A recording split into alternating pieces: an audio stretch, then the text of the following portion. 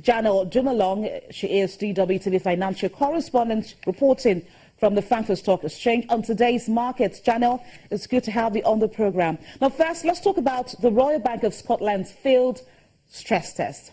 Why did it fail the test, and does it have any implication on the markets?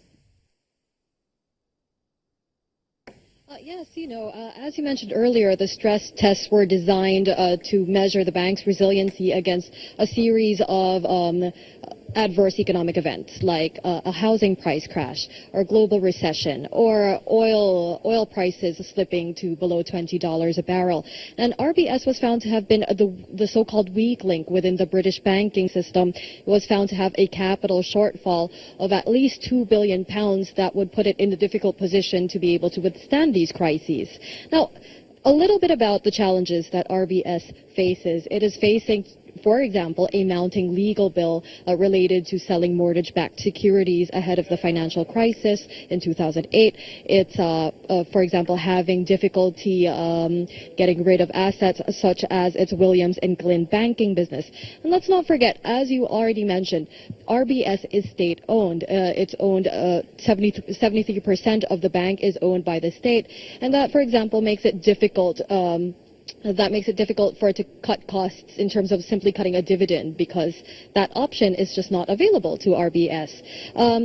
As you already mentioned, however, it has already come up with a series of measures that would allow it to plug this gap and to cut the costs and to basically get rid of its riskier investments.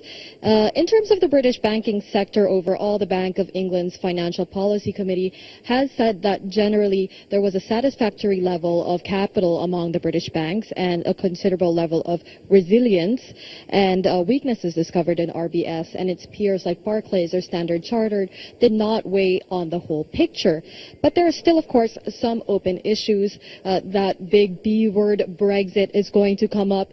Issues whether the looming Brexit would result in perhaps revised banking regulations that would impact the resilience of the banks or change the makeup of the game.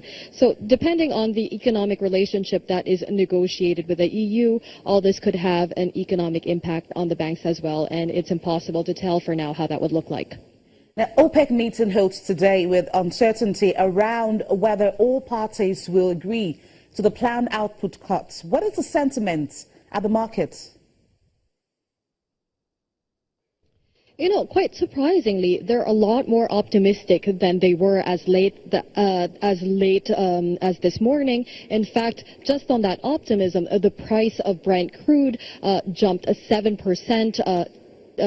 To close to $50 a barrel, just because they were so hopeful. Now, mostly what's driving that optimism is the fact that tensions between the key players within OPEC, like Iran, Iraq, Saudi Arabia, that those tensions seem to be letting up a bit, that Saudi Arabia seems to be adopting a more concession-ready stance. It has said that it will, quote, take a big hit on its own production. It also appears to be softening its stance towards Iran. Remember that Iran has insisted on a production freeze, not a production cut. It wants a production freeze to pre-sanction levels.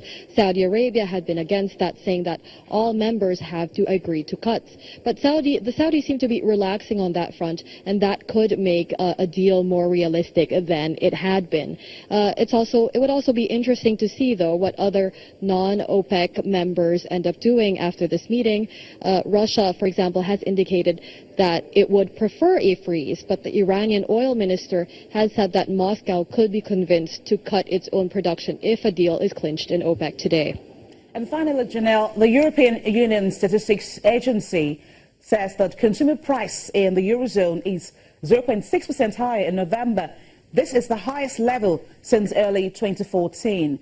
Any reaction from the markets as the European Central Bank prepares for its December 8th meeting?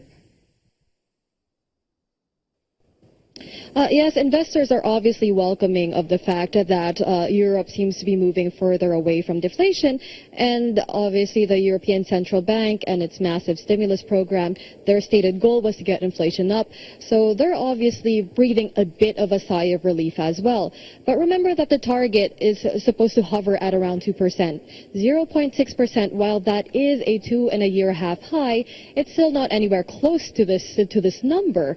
So the European Central Bank bank is unlikely to go the way of complacency, and mostly markets are expecting the ECB to offer more stimulus, to extend its stimulus program, and this is going to be what they'll watch out for when the ECB meets next week on December 8th. They're expecting for word on whether the stimulus program will be extended and by how long. Many expect that period to be anywhere from 3 to 6 months, and after the expiration date of March 2017. And they will also be waiting for word on whether on the end to this program, how the end will look like, whether it will be more of a gradual end, that so-called tapering that we've been hearing so much about, or whether more abrupt mechanisms will be put into play. Thank you so much for your perspectives, Janelle Dumoulin, DWTV financial correspondent, reporting from Frankfurt. And in Asia, the markets were mixed on Wednesday, with energy stocks under pressure following overnight declines in oil prices, and as traders waited to see if the world's top oil producers would reach an agreement to cut production levels. Japan's Nikkei 225 closed flat at 18,308.48, while in South Korea, the Kospi gained 0.26% to 1,983.48. Australia's ASX 200 fell 0.3% to 5,440.5. The energy sector was down 1.94% following overnight losses in oil prices. In Hong Kong, the Hang Seng gained 0.31%. Chinese mainland markets closed lower, with the Shanghai Composite finishing down 0.9% to 3,250.58, while the Shenzhen Composite fell 0.16% to 2,106.9. Okay, it's time to go for a break. When Business Incorporated returns, we'll be talking more about developments at the ongoing OPEC meeting. Do stay with us.